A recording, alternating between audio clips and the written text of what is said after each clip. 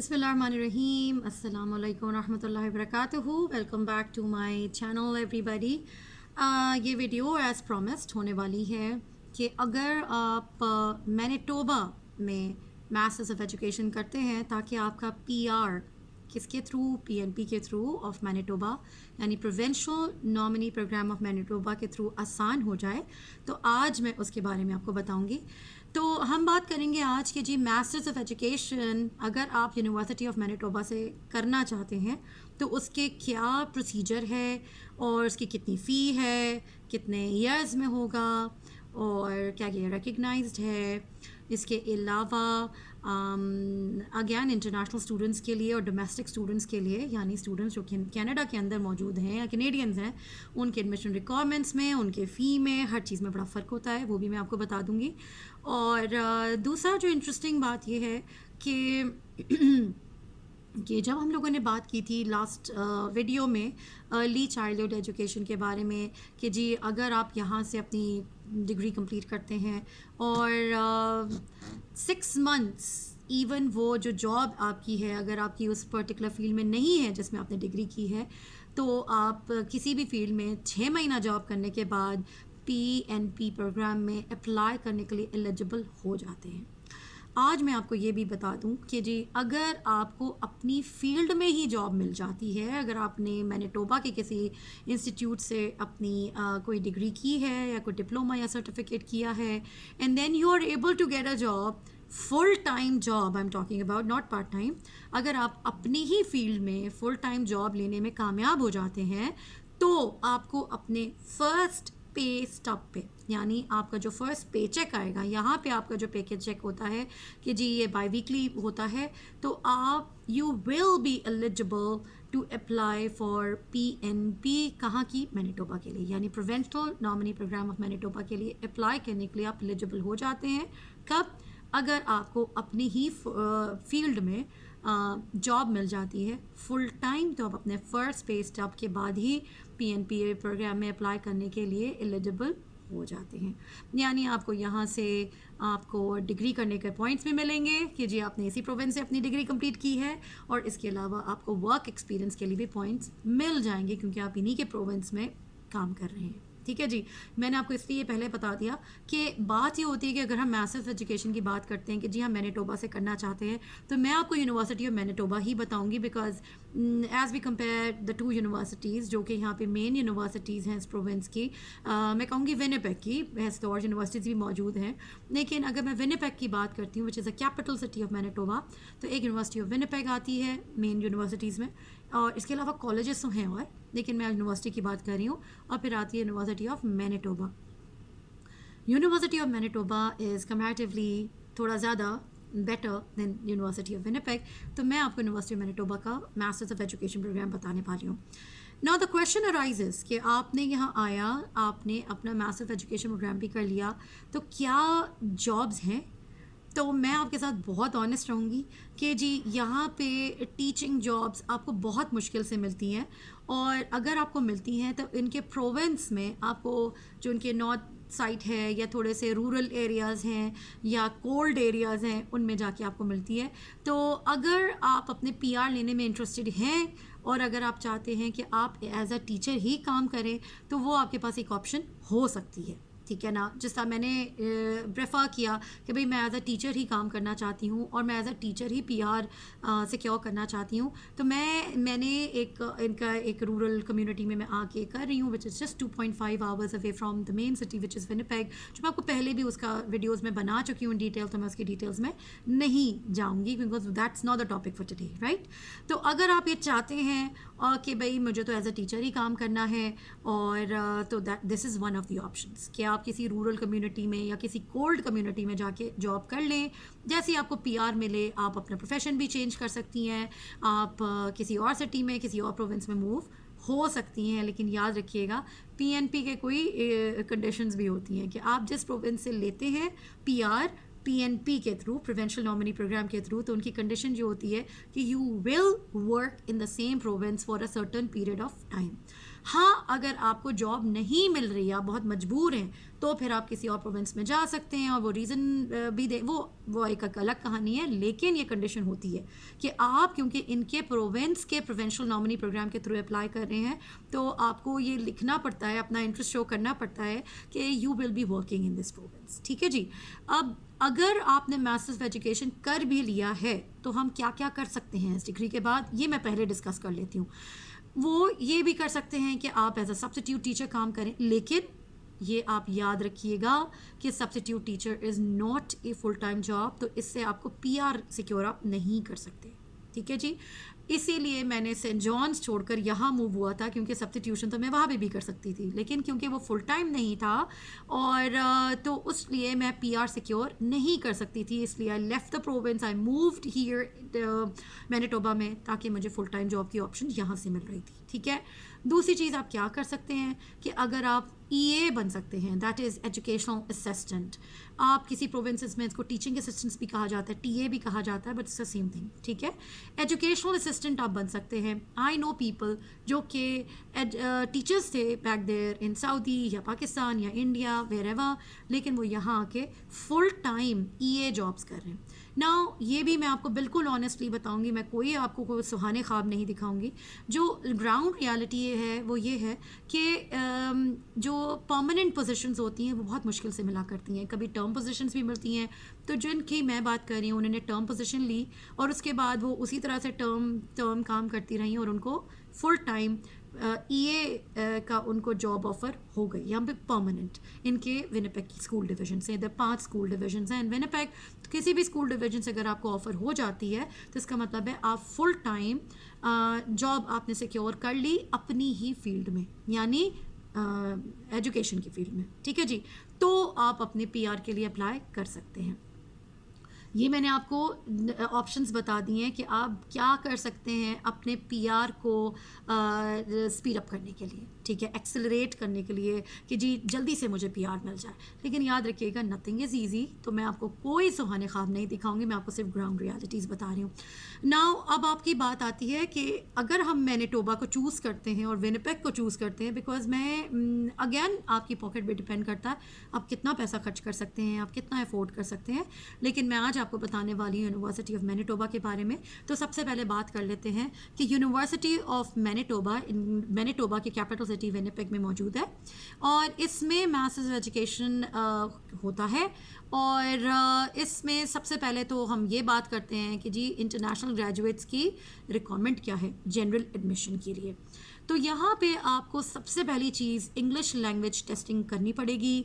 आप आइल्स दे लीजिए और आइल्स में आपके पास, मैं आइल्स का भी आपको बता देती हूँ कि क्या स्कोर होना चाहिए। आपके पास है 6.5।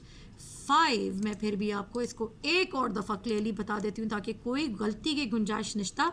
तो यहाँ पे आइल्स आपको एकेडमिक 6.5 ओवरऑल चाहिए होता है एडमिशन के लिए। ना मैं एमएड की बात कर रही हूँ, मैंने और किसी कोर्स की बात नहीं कर रही हूँ। कुछ कोर्सेज़ में आइल्स का जो लेवल है वो बढ़ जाता है। ठीक है, डिपेंडिंग ऑन वो कोर्स। लाइक फॉर एग्जांपल अगर आप इंजीनियरिंग करना चाहते हैं या कोई और चीज़ करना चाहते हैं तो ये कोर्स टू कोर्स वेरी भी हो सकता है कि आइल्स की रिक्वायरमेंट क्या है। लेकिन जो इनकी जनरल रिक्वायरमेंट है फॉर एमएड और कुछ और कोर्सेस, उसके अंदर 6.5 ओवरऑल उनको बैंड स्कोर चाहिए होता है आइल्स में, यानी इंग्लिश लैंग्वेज टेस्टिंग में। इसके अलावा आपको मिनिमम ऑफ 3 GPA चाहिए होती है इन द लास्ट 60 क्रेडिट्स जो आपने अपने स्टडी किए हैं। आप बैक होम जो भी कंट्री था आपका, उसमें आपने जो स्टडी किए हैं जिस लास्ट 60 क्रेडिट्स, उसका जो GPA बनना चाहिए, ग्रेड पॉइंट एवरेज, वो आपका 3 बनना चाहिए मिनिमम। ये 2 मिनिमम रिक्वायरमेंट्स हैं for admission in some other programs as well, but आज का टॉपिक एमएड है तो हम एमएड पे ही we'll just focus on MEd. ठीक है जी। ये 2 मैंने आपको एडमिशन रिक्वायरमेंट्स आपको बता दिए हैं। देयर आर सर्टन कंट्रीज़ जो इंग्लिश लैंग्वेज रिक्वायरमेंट से एग्जेम्प्ट होते हैं, लेकिन पाकिस्तान का नाम उस लिस्ट में मौजूद नहीं है। तो there is no way out, आपको करना ही पड़ेगा। दूसरी बात मैं आपको यही बोलूँगी कि आप अपने सारे जो क्रेडेंशियल्स हैं उनको वेस यानी वर्ल्ड एजुकेशन सर्विसेज कनाडा से कोर्स बाय कोर्स इवैल्यूएशन पहले से करवा के रखिए, बिकॉज़ वो बहुत काम की चीज़ है, वो आपको आगे भी अपने जॉब्स में इधर उधर काम आएगा। उसके बारे में मैं एक वीडियो बना चुकी हूँ, तो आप उसको भी चेकआउट कर सकते हैं मेरे चैनल पे। अब हम वापस आ जाते हैं। अगर हम चूज़ करते हैं कि जी एडमिशन मिनिमम रिक्वायरमेंट्स हमने मीट कर ली, हमारा 3 एवरेज भी है, आइल्स में भी 6.5 एकेडमिक आ गया, तो अब हमारा जो नेक्स्ट स्टेप आता है वो ये आता है कि अच्छा जी हम एमएड कौन सी फील्ड में करें। तो मैं आपको फील्ड्स बताती चलूँ, क्योंकि छोटा मैं आपको सिर्फ मेन बातें बताऊँगी। लिंक्स मैं आपको डिस्क्रिप्शन बॉक्स में डाल दूँगी, आप डिटेल में उसको स्टडी कर सकते हैं। तो adult and post secondary education में हो सकता है स्पेशलाइजेशन। अगर आप चाहते हैं कि आप एडल्ट एड में पढ़ाएं, कॉलेजेस यूनिवर्सिटीज़ में आपने पढ़ाना है, तो ये आपको सूट करेगा। काउंसलिंग साइकोलॉजी में हो जाना होगा। काउंसलिंग साइकोलॉजी में याद रखिएगा, although I was also interested, लेकिन उनकी कोर्स रिक्वायरमेंट्स यानी प्री रिक्विजिट्स होते हैं उसके अंदर कि आपके पास साइकोलॉजी के कुछ नंबर ऑफ क्रेडिट्स होते हैं, उसका ध्यान रखिएगा। अगर वो आपके पास हैं तो आपको एडमिशन मिलेगा, वरना नहीं मिलेगा। इसके अलावा cross cultural, sociological and philosophical foundations in education, educational administration, अगर आप एडमिन साइड पे जाना चाहते हैं, inclusive education, language and literacy, अगर आप लैंग्वेज टीचर हैं, I am talking about English language, second language education, इसके अलावा studies in curriculum teaching and learning. मैंने curriculum teaching and learning studies में किया था एमएड फ्रॉम मेमोरियल यूनिवर्सिटी, उस पर एक अलग वीडियो बनी हुई है। अब याद रखिएगा, जो फ़ी स्ट्रक्चर होता है और फ़ी पेमेंट स्केड्यूल होता है और कोर्सेज ऑफर्ड होते हैं, ये सब चीज़ें डिफरेंट होती हैं। अब अगर हम ये बात करते हैं कि जी ये स्पेशलाइजेशन के कुछ रूट्स हैं जो आप फॉलो कर सकते हैं, इसके अलावा कुछ चीज़ें और हैं। मैं सीधा आ जाती हूँ कि जी curriculum teaching and learning studies में अगर आप करना चाहते हैं तो क्या तरीके हो सकते हैं उनमें करने के। तो याद रखिएगा, दे आर ओनली 2 रूट्स जो प्रोवाइड होते हैं, जो ऑफ़र होते हैं। वो एक है थीसिस बेस्ड और दूसरा है कोर्स बेस्ड। अब हम थोड़ा सा कंपैरिजन कर लेते हैं कि मैंने जब मेमोरियल से किया था, memorial university of Newfoundland and Labrador, तो वहाँ पे मेरे पास बहुत सारे रूट्स की ऑप्शन थी। एक था थीसिस रूट, एक था कोर्स रूट, फिर था प्रोजेक्ट बेस्ड रूट, इसके अलावा पेपर फोलियो रूट, फिर था इंटर्नशिप रूट। मैंने किया था इंटर्नशिप रूट क्योंकि मैं उसके बेनिफिट्स भी आपको बता चुकी हूँ, क्योंकि मुझे मौका मिला था इनके 10 वीक्स इनके सिस्टम में काम करने का, तो उससे मैंने I learned a lot. Plus आपको जब आपका सुपरवाइज़र होता है तो वो आपको रेफरेंस लेटर भी प्रोवाइड कर सकता है, which makes a big difference. ठीक है जी, तो मैं ये आपको बता दूँ, लेकिन यहाँ पे आपको सिर्फ 2 रूट्स ऑफर होते हैं, एक थीसिस बेस्ड रूट है और दूसरा कोर्स बेस्ड रूट है। अब दिस इज़ योर चॉइस, आप क्या करना चाहते हैं। अब हम बात करते हैं कि चलें ठीक है, कितने साल का है, 2 साल का है। आप उससे पहले करना चाहते हैं तो आप कर सकते हैं, लेकिन मैं आपको फिर मशवरा दूंगी 16 मंथ से पहले ये करने की कोशिश मत कीजिएगा। मसला आ जाता है आपकी पोस्ट ग्रेजुएट वर्क परमिट में। अगर आपको 3 साल का पोस्ट ग्रेजुएट वर्क परमिट चाहिए है तो आप 2 साल में या 16 मंथ्स एटलीस्ट कीजिए, यानी 4 सेमेस्टर्स में कीजिए एटलीस्ट। अगर आप उसको 6 सेमेस्टर्स में करना चाहते हैं, it's okay, doesn't make any difference. अब हम बात करते हैं इसकी एडमिशन रिक्वायरमेंट्स, तो मैंने आपको बता दी हैं, मैं थोड़ा सा और भी बता देती हूँ, वो तो बेसिक रिक्वायरमेंट्स थी। To qualify for the MEd in curriculum teaching and learning studies आपको क्या क्या चाहिए? अ 4 years बैचलर प्रोग्राम और equivalent from a university recognize by, okay, अब रिकग्नाइज यूनिवर्सिटी होगी, कराची यूनिवर्सिटी या कोई और यूनिवर्सिटीज़, हर कंट्री में कोई ना कोई यूनिवर्सिटी रिकग्नाइज होती है, so that should not be a big deal. अब उसमें जीपीए आपका होना चाहिए 3.0 minimum in the last 60 credit hours of your study. That's number 1. Number 2, आपके पास 2 से 3 साल यानी 2 or more years of relevant work experience भी चाहिए आपको। इसके अलावा सूटेबल एकेडमिक और प्रोफेशनल बैकग्राउंड आपको चाहिए है। अगर आपका कंसंट्रेशन, फॉर एग्जांपल मैंने मैथ में किया था, अगर आप किसी और चीज़ में करना चाहते हैं तो आपको ये शो करना है कि आप उस सब्जेक्ट में क्यों करना चाहते हैं, क्योंकि आपके पास रेलेवेंट वर्क एक्सपीरियंस है या आपको इंटरेस्ट है, ये जो भी चीज़ है। इसके अलावा आपके पास लैंग्वेज और literacy, for the language and literacy and studies in curriculum teaching and specialisations, a bachelor of education degree is required. अगर आप लैंग्वेज और लिटरेसी में करना चाहते हैं, लैंग्वेज टीचर बनना चाहते हैं, तो आपके पास बैचलर ऑफ एजुकेशन होना मस्ट है। ठीक है जी, ये डिफरेंट चीज़ है, जो कि अगर आप मेड कर रहे होते फ्रॉम मेमोरियल यूनिवर्सिटी तो वहाँ पे ये कंडीशन नहीं थी जब मैंने किया था।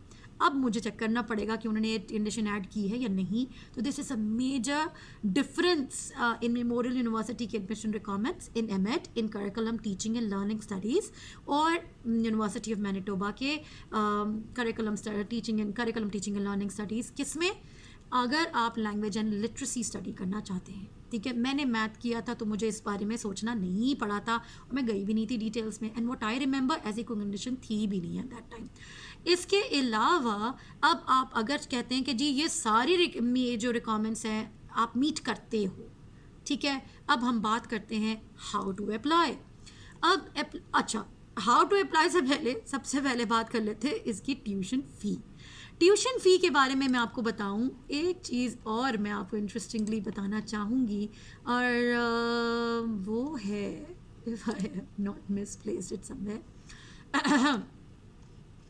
इनकी जो फ़ी है वो मैं आपको बता रही हूँ।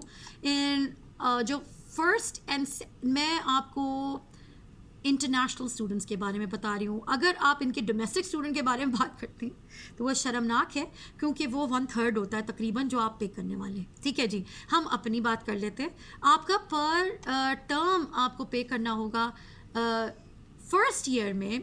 अगर आपने फर्स्ट टर्म और सेकंड टर्म, जब भी आपका फर्स्ट टर्म और सेकंड टर्म बनता है, देयर आर 3 इनटेक्स, एक फॉल, विंटर एंड स्प्रिंग और समर, जो भी कहना चाहें आप। आपका किसी भी टर्म में अगर आप एडमिशन लेते हैं तो फर्स्ट एंड सेकंड टर्म में आपको हर टर्म $6,323.74 आपको पे करने होंगे। तो तकरीबन ये बन जाता है, तकरीबन आप समझें 6 × 2 = 12, एंड इसको राउंड ऑफ करके 13,000, बल्कि हम ऐसा करते हैं या 13,000 पे लेके चले जाते हैं। यानी first and second term first year में आपको पे करना है तकरीबन 13,000 कैनेडियन डॉलर्स। ये मैं सिर्फ ट्यूशन फ़ी की बात कर रही हूँ इंटरनेशनल स्टूडेंट्स की। अब हम बात करते हैं कि जी अगर आप टर्म 3 भी कंटिन्यू करना चाहते हैं तो आपको कंटिन्यूइंग फ़ी देनी होगी। कंटिन्यूइंग फ़ी क्या चीज़ है कि जी आप कंटिन्यू कर रहे हैं तो वो आपको पे नहीं करना जो आपने फर्स्ट 2 टर्म में पे करना है, कर दिया था आपने 6,300 समथिंग, जो कि टोटल बनता है टर्म 1 टर्म 2 का तकरीबन $13,000। ठीक है, मैं राउंड ऑफ करके बता रही हूँ। अब अगर आप टर्म 3 भी करना चाहते हैं तो आपको कंटिन्यूइंग फ़ी देना होगी। कंटिन्यूइंग फ़ी कितनी है? $538.20, $538.20, तकरीबन $550। अब अगर हम कहते हैं कि जी अब आप सेकेंड ईयर भी करना चाहते हैं तो आपको हर टर्म में कंटिन्यूइंग फ़ी पे करना होगी। I hope I am clear. Year 1 term 1 her year में 3 टर्म्स होते हैं। टर्म 1 टर्म 2 आपको $6,323.74 पे करने फर्स्ट टर्म, सेकेंड टर्म तकरीबन 13,000 कैनेडियन डॉलर्स बन गए। अब अगर आप चाहते हैं आपको third term of the first year भी कंटिन्यू करना है, कंटिन्यू फिंग देंगे, फिर आपको fourth term, fifth term, six term, ये बाकी के 4 टर्म्स या जितने भी टर्म्स आप कंटिन्यू करना चाह रहे हैं इसमें आपको पे करना होगा continuing fee which is $538.20 Canadian dollars. अब अगर आप इसका हिसाब किताब करते हैं कि अगर आप 2 साल में अपना प्रोग्राम कंप्लीट करना जा रहे हैं तो यू कैन वेल इमेजिन, तो ये तकरीबन कितना 4 टर्म्स का अगर आपने $2,000 बना लिया, आप समझे 3,000 वहाँ पे हो गया, आपका वहाँ पे 13 डाल रहा है, तो आप तकरीबन 13 + 2 एंड तकरीबन कितना हो गया 15-16,000 बनता है। ठीक है जी। अब अगेन आप पे ये डिपेंड करता है कि आप बाकी जो उनकी health insurance and this insurance and text books and this and that वो अलग है। ठीक है जी, मैंने आपको सिर्फ अभी ट्यूशन फ़ी ही बताई है, कंटिन्यू फ़ी बता दी, 2 साल में करना बता दिया, डिफरेंट फील्ड स्पेशलाइजेशन बता दिए। अब हम बात कर लेते हैं कि अगर आप जो आप अप्लाई करने को डिसाइड कर लेते हो कि yes I want to apply, तो आपको क्या प्रोसीजर करना होगा। Let's talk about that.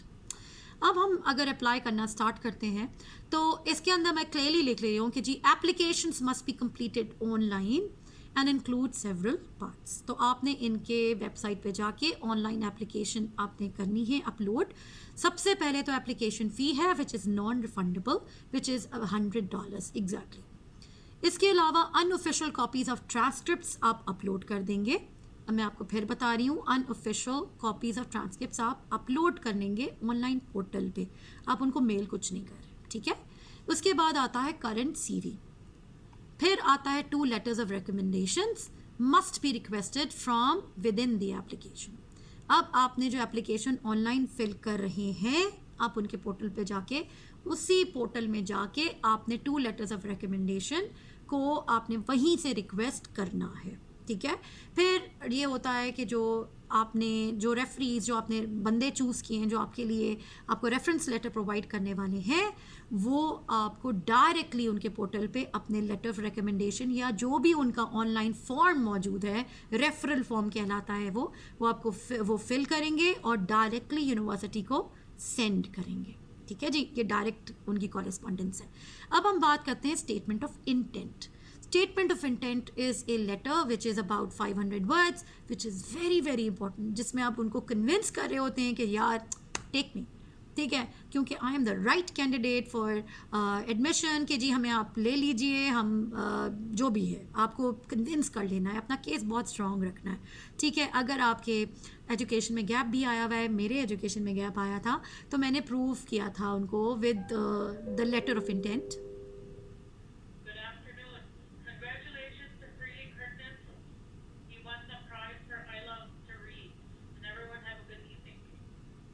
Okay so ये हमने रुका था अपने उसके लिए।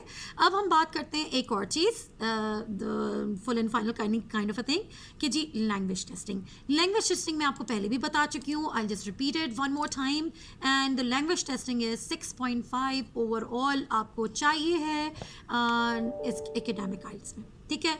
ये मेरा ख्याल है मैंने सारे पॉइंट्स कवर कर दिए। मैंने आपको बताया कि जी यूनिवर्सिटी ऑफ मैनिटोबा से अगर आप एमएड करना चाहते हैं तो एरिया ऑफ स्पेशलाइजेशन क्या है, उसकी फ़ी कितनी है, उसकी ड्यूरेशन कितनी है, एप्लीकेशन का प्रोसीजर कैसे करना होगा, अगर आप इसको कर लेते हैं तो आपको जॉब्स के प्रॉस्पेक्ट्स क्या हैं, आप अपने provincial nominee program of Manitoba के लिए कैसे अप्लाई कर सकते हैं, जॉब्स आपको कहाँ मिल सकती हैं, किस किस्म की जॉब्स मिल सकती हैं।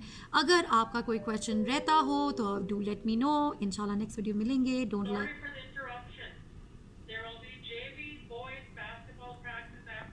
तो हम बात करते हैं कि जी इंशाल्लाह ताला नेक्स्ट वीडियो में मिलेंगे। I hope this video helped, क्योंकि ये भी क्वेश्चन बहुत आया हुआ था कि जी अगर हम मास्टर्स ऑफ एजुकेशन करना चाहते हैं तो उसके बारे में बताइए। मेमोरियल यूनिवर्सिटी के लिए मैं पहले वीडियो बना चुकी हूँ, ये मैंने यूनिवर्सिटी ऑफ मैनिटोबा पे बनाया है। तो इंशाल्लाह ताला नेक्स्ट वीडियो में मिलेंगे। Don't forget to like, share and subscribe to my channel. अस्सलामु अलैकुम वबरकातुहू। मेरी फैमिली को दुआ में याद रखिएगा।